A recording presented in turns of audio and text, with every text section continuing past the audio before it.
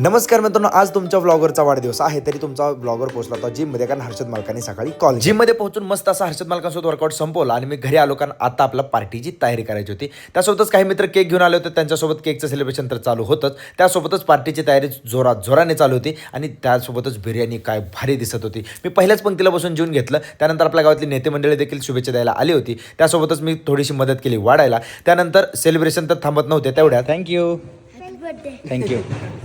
इकडे जेवण चालू होतं, पण किरण शेठ यांना माझा वाढदिवस कॉलेजच्या ग्राउंडवरती साजरा करायचा होता, म्हणून आम्ही तिथे पोहोचलो होतो. त्यांनी देखील खूप चांगल्या प्रकारे माझा वाढदिवस साजरा केला आणि त्यानंतर आपली इको पंढरीची गँग देखील माझी वाट बघत होती. मी त्यांच्याजवळ पोहोचलो, पण त्यांनी हा माझा वाढदिवस एवढा मेमोरेबल बनवतील असं मला वाटलं नव्हतं. आज आमचा परम मित्र बंटी वाघ यांचा वाढदिवस असल्या कारणाने इको पंढरी क्लबच्या तर्फे बंटीला आभाळभर शुभेच्छा. धन्यवाद. हॅपी बर्थडे बंटी भैया. Happy birthday to you. त्यासोबतच मला सांगावं वाटतं की आज बऱ्याच जणांच्या मला शुभेच्छा आल्या. त्यासोबतच इको पंढरी क्लबने केलेला हा वाढदिवस मला आयुष्यभर लक्षात राहील. त्यासोबतच ज्यांनी मला शुभेच्छा दिल्या, मग मेसेजच्या मार्फत असू द्या, कॉलच्या मार्फत, त्या सगळ्यांचे देखील आभार. त्यासोबतच इको पंढरी क्लबने हा स्पेशल सेलिब्रेशन केलं त्याबद्दल त्यांचेही आभार. त्यासोबत जेवण चालू होतं ते म्हणजे आपल्या वाळू माफिया गँगचं, आणि वाळू माफिया गँग आपल्या गावातली जी आहे ती म्हणजे आपले वाघबंधू सगळे, त्यांनी देखील माझा वाढदिवस खूप चांगल्या प्रकारे सेलिब्रेट केला. त्याबद्दल सर्वांचे आभार.